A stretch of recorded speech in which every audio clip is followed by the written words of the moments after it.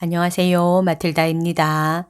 오늘도 이어서 하느님이시요 사람이신 그리스도이시 읽어드리겠습니다. 책과 저자 소개가 궁금하신 분은 동영상 아래를 참고하세요. 공생활 첫해 2장 마리아는 공동 속죄자이기 때문에 우셨다. 예수의 말씀 이것이 하느님의 어머니 마리아의 네 번째 고통이다. 첫 번째 고통은 나를 성전에서 바칠 때였고 두 번째 고통은 이집트 피난이었으며 세 번째 고통은 요셉의 죽음이었고 네 번째 고통은 어머니와 나의 이별이었다. 사제의 바람을 내가 알기 때문에 우리 고통에 대한 서술을 서둘러서 사람들에게 알리게 하겠다고 어제 저녁 너에게 말하였었다. 그러나 네가 보는 것과 같이 그 고통들은 내 어머니의 고통으로 인하여 벌써 명백히 드러났었다. 이집트에 피난한 이야기를 성전에서 바친 것보다 먼저 한 것은 그날 그 이야기를 해야 하였기 때문이다. 나는 그 이유를 알고 있으며 너도 그것을 이해하니 네가 사제에게 말로 설명해 드려라.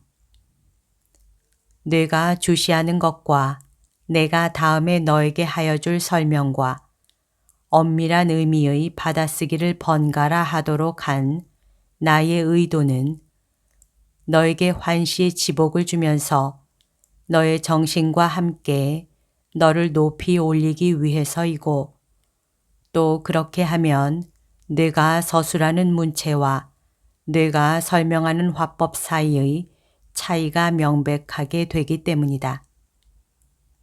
그뿐 아니라 나에 대하여 말하는 그 많은 책들이 손질을 하고 고치고 바꾸고 아름답게 꾸미고 한 탓으로 비현실적인 것이 된 것을 보고 나를 믿는 사람에게 내 지상 생활의 실제에 다시 맞추어진 환상을 보여주기 원해서이다.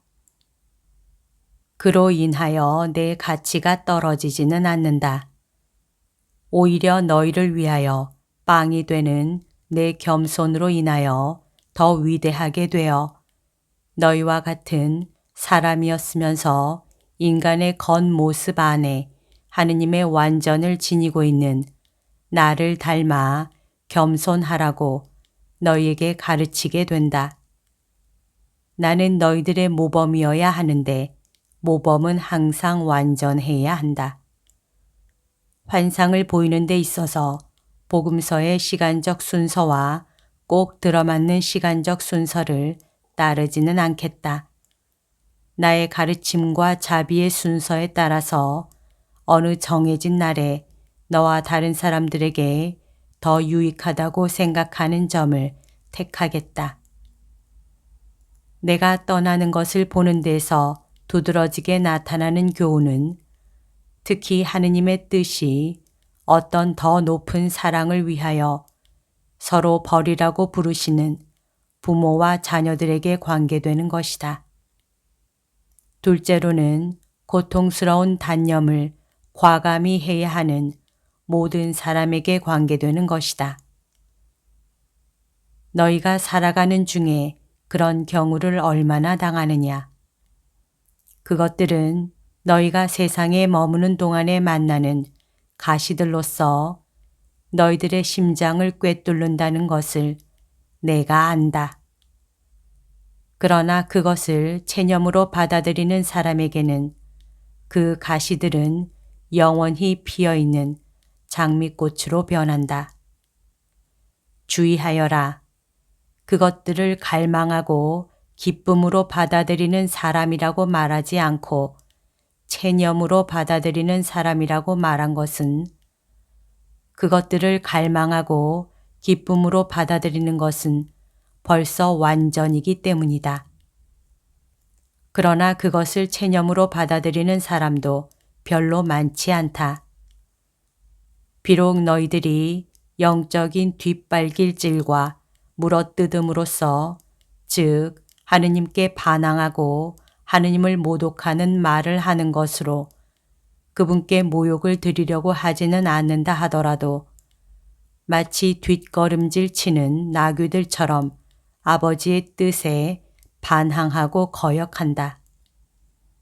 나는 그 재물밖에 가진 것이 없었는데 하느님이 그것을 빼앗아 가셨다. 아니, 나는 저 애정밖에는 가진 것이 없었는데 하느님이 그것을 빼앗아 가셨다. 라고 말하지 말아라. 은총이 가득한 여인에게 있어서는 애정과 감정의 형태까지도 완전하였기 때문에 사랑스럽고 완전히 사랑하는 여인 마리아도 이 세상에는 오직 하나뿐인 재산, 오직 하나뿐인 사랑밖에 없었다. 그것은 그의 아들이었다. 마리아에게 남은 것이라고는 이 애정밖에 없었다. 부모는 오래전에 돌아가셨고 요셉도 몇 해 전에 세상을 떠났다. 마리아를 사랑하고 마리아가 외롭지 않다는 것을 느끼게 하는 사람으로는 나밖에 없었다. 친척들은 나 때문에 내가 하느님에게서 왔다는 것을 모르기 때문에 마리아에 대하여 약간 적의를 품고 있었다. 그들의 생각에는 마리아가 상식을 우습게 여기는 아들, 가문을 돋보이게 하고 물질적인 도움까지도 집안에 가져다 줄 수 있었을 결혼 계획들을 거절하는 아들에게 자기 뜻을 받아들이게 할 줄을 모르는 어머니였다. 상식의 목소리요, 인간적 의식의 목소리인 친척들은 너희는 상식을 양식이라고 부르지만 그것은 인간적인 의식, 즉 이기주의에 지나지 않는 것이다. 그러니까 친척들은 내 생활에서 실제적인 변화를 원했던 것이다. 사실은 그들이 생각하기에 너무 이상주의적이고 시나고그의 기분을 거스를지도 모르는 사상들을 벌써 감히 내놓는 나 때문에 언젠가 난처한 일을 당하지 않을까 하는 불안이었다. 히브리 민족의 역사에는 예언자들의 운명에 관한 교훈이 수두룩하다. 예언자의 사명이란 쉬운 사명이 아니었다. 예언자의 사명은 흔히 예언자에게는 죽음을, 그의 일가족에게는 난처한 일을 가져다 주었다. 결국 언젠가 내 어머니를 떠맡아야 하리라는 생각이 항상 있었던 것이다. 그러므로 친척들은 내 어머니가 어떤 일에도 내 기분을 상하게 하지 않고 아들 앞에서 끊임없이 숭배하는 태도를 가지는 것 등을 보고는 기분이 좋지 않았다. 그들의 반대가 그 후 내 임무를 수행하는 3년 동안 점점 더 커져서 내가 군중에 둘러싸여 있는 것을 보러 오게 될 때는 공공연하게 비난을 하게까지 되었고 그들의 생각으로는 강력한 특권 계급과 충돌하는 것으로 보이는 내 궤벽 때문에 얼굴을 붉히게까지 되었다. 나와 가엾은 어머니에 대한 비난이었다. 마리아는 친척들이 기분 나빠하는 것을 알고 계셨다. 친척 모두가 야고보와 유다와 시몬 같지 않았고 그들의 어머니 클레오파의 마리아 같지 않았으니까. 그리고 그러한 마음가짐이 어떻게 될 것인지를 예측하고 계셨다. 마리아는 그 3년 동안 당신의 운명이 어떻게 될 것인지, 무엇이 당신을 기다리고 있는지 알고 계셨고 나의 운명도 알고 계셨다. 그런데도 너희들이 하는 것과 같이 반항하지 않으셨다. 어머니는 우셨다. 내가 어머니를 사랑하는 만큼 사랑하던 아들과 헤어질 때 당신 혼자 있는 외로운 그 집에 내가 있지 않게 될 오랜 세월을 생각하고 자기들이 죄를 깨달으며 그 죄의식 때문에 그 죄 없는 사람을 죽이기를 원할 정도로 공격하도록 부추겨지는 사람들의 악의를 보고 어떤 어머니가 울지 않겠느냐. 어머니는 공동 속죄자이고 하느님에게서 새로운 생명을 받은 인류의 어머니이기 때문에 우셨다. 어머니는 그들 어머니로서의 고통을 가지고 영원한 영광의 월계관을 만들 줄 모르는 모든 어머니들 때문에 우셔야 했다. 이 세상에는 품 안에 있는 자식을 죽음에게 빼앗기는 어머니가 얼마나 많으냐. 초자연적인 뜻에서 그들 곁에 있는 아들을 빼앗기는 어머니가 얼마나 많으냐. 그리스도인들의 어머니로서는 그 모든 딸들 때문에 외톨이가 된 어머니의 고통 속에 있는 그 모든 자매들 때문에 마리아가 우셨다. 또 여인의 몸에서 태어나서 하느님의 사도가 되고 하느님께 충실로 인해서 또는 사람들의 잔인성으로 인하여 하느님 사랑을 위한 순교자가 되도록 운명 지어진 그 모든 아들들 때문에도 우셨다. 내 피와 마리아의 눈물은 영웅적인 운명의 부름을 받은 사람들을 튼튼하게 해줄 것이고 그들이 약함으로 인해서 저지른 불완전이나 죄까지도 지워 없애는 혼합물이 되며 어떠한 고통이든지 그 고통 너머로 하느님의 평화를 줄 것이고 그 고통을 하느님을 위하여 참아 받았으면 하늘의 영광을 줄 것이다. 선교사들은 온통 눈으로 덮인 나라들에 서로 그들을 따뜻하게 하는 불꽃처럼 이 혼합물을 찾아내고 몹시 뜨거운 태양이 내리쬐는 곳에서 이슬처럼 이것을 찾아낸다. 마리아의 눈물은 그의 자비에서 나오고 순결한 마음에서 솟아난다. 그러므로 선교사들은 사랑과 결합한 동정녀의 자비에서 불을 얻고 동정녀의 순결에서는 이슬 내린 밤을 지낸 백합의 꽃받침 속에 고인 신선한 물과 비슷한 향기롭고 시원한 물을 얻는다. 봉헌된 영혼들은 제대로 이해한 수도 생활이라는 광야에서 이 혼합물을 찾아낸다. 광야라고 말한 것은 하느님과의 일치밖에는 산 것이라고는 없기 때문이고 부모나 친구나 윗사람이나 아랫사람에 대한 일체의 다른 애정은 오직 초자연적인 사랑이 되면서 사라져버리기 때문이다. 하느님께 봉헌된 사람들은 그들을 이해하지 못하고 사랑하지도 않는 세상 안에서도 이 숭고한 혼합물을 찾아낸다.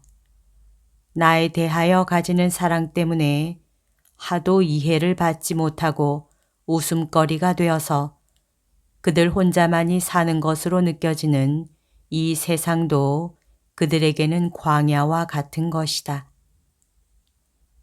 내 사랑하는 희생들은 이 혼합물을 찾아낸다. 희생이라고 말한 것은 마리아가 첫 번째로 예수에 대한 사랑으로 희생이 되었고 또 그를 따르는 다른 영혼들도 희생이 되었기 때문이다. 마리아는 그의 어머니다운 손, 의사다운 손으로 더 큰 희생을 위하여 강하게 하고 도취시키는 눈물을 준다. 내 어머니의 거룩한 눈물. 마리아는 기도를 드린다. 마리아는 하느님께서 고통을 주신다 해도 기도를 거부하지 않는다. 이것을 기억하여라. 마리아는 예수와 함께 기도한다. 마리아는 우리와 너희들의 아버지께 기도를 드린다. 주님의 기도는 나자렛의 정원에서 맨 처음으로 드렸다. 마리아의 마음 고통을 위로해드리기 위해서였고 우리의 뜻을 영원하신 분께 드리기 위해서였다. 우리의 뜻을 버리는 이 기간은 점점 더 커져서 결국 내게 있어서는 목숨을 바칠 때 절정에 이르렀고 마리아에게 있어서는 그의 아들이 죽을 때 절정에 이르렀다. 우리는 아버지께로부터 용서를 받을 것이 아무것도 없었다. 그러나 죄 없는 우리들은 존엄한 우리의 사명에 대하여 한숨 한 번 지은 것에 대해서라도 용서를 받고 사죄를 받기 위하여 아버지께 용서를 빌었다. 그것은 하느님의 은총을 받고 있으면 그럴수록 임무가 더 축복을 받고 더 좋은 결과를 나타낸다는 것을 너희에게 가르치기 위해서였고 하느님께 대한 공경과 겸손을 가르치기 위해서였다. 하느님 아버지 앞에서 우리 완전한 남자와 여자 두 사람도 허무와 같이 느껴졌고 그래서 일용할 양식을 청하고 용서를 청하였다. 우리의 양식은 어떤 것이었느냐? 오, 그것은 마리아의 깨끗한 손으로 반죽한 것을 내가 묶어놓은 나무로 불을 피운 작은 화덕에서 구워내는 그런 빵이 아니었다. 그런 빵도 우리가 이 세상에서 사는 한 필요하다. 그러나 우리의 일용할 양식은 우리 사명의 일을 날마다 행하는 것이었다. 하느님께서 우리에게 주시는 임무를 다 하는 것이 우리 하루의 기쁨이기 때문에 하느님께 그 일용할 양식을 주시기를 청하는 것이 아니냐, 작은 요한아. 만일 인자하신 주님이 너에게 고통의 임무를 주시지 않은 채로 내버려 두시면 그날은 텅 빈 것 같고 심지어는 그날이 없었던 것 같다고 뇌가 말하지 않았느냐. 마리아는 예수와 함께 기도한다. 얘야, 너희를 정당화하는 것은 예수이다. 내가 너희들의 기도를 아버지께 받아들여질 만한 것이 되게 하고 유익한 것이 되게 한다. 나는 그 말을 하였다. 너희는 무엇이든지 내 이름으로 아버지께 청하면 아버지께서 그것을 들어주실 것이다. 그리고 교회는 우리 주 예수 그리스도의 이름으로 라고 말하여 그 기도를 더 가치 있게 한다. 너희가 기도할 때는 항상 나와 일치하여라. 나는 너희들을 위하여 큰 소리로 기도할 것이며 하느님이요 사람인 내 목소리로 인간인 너희들의 목소리를 들리지 않게 할 것이다. 나는 너희들의 기도를 꿰뚫린 내 손에 얹어가지고 아버지께 들어 올리겠다. 그 기도는 무한한 가치가 있는 재물이 될 것이다. 너희들의 목소리와 내 목소리가 합쳐져서 아들의 입맞춤 모양으로 아버지께 올라갈 것이고 내 상처들의 피는 너희들의 기도를 값비싼 것이 되게 할 것이다. 너희들 안에 너희들과 함께 또 너희들 차지로 아버지를 모시고 싶으면 내 안에 머물러 있어라. 너는 그리고 우리들을 위하여도 라는 말로 이야기를 끝마쳤는데 너는 이런 뜻으로 그 말을 하였다. 우리를 위하여 갈바리아를 올라가신 두 분께 대하여 몹시도 배은망덕하는 우리들을 위하여도 내가 그 말들을 쓰기를 잘했다. 내가 우리 고통 중에 하나를 보여줄 때마다 그 말을 써 넣어라. 이 말들은 묵상하고 뉘우치라고 울려주고 부르는 종소리 같은 것이 되기를 바란다. 지금은 이쯤으로 그만두겠다. 쉬어라. 평화가 너와 함께 있기를. 여기까지가 오늘 들려드릴 내용입니다. 오늘도 하느님의 뜻 안에서 서로 사랑하는 하루 보냅시다. 사랑합니다. 축복합니다.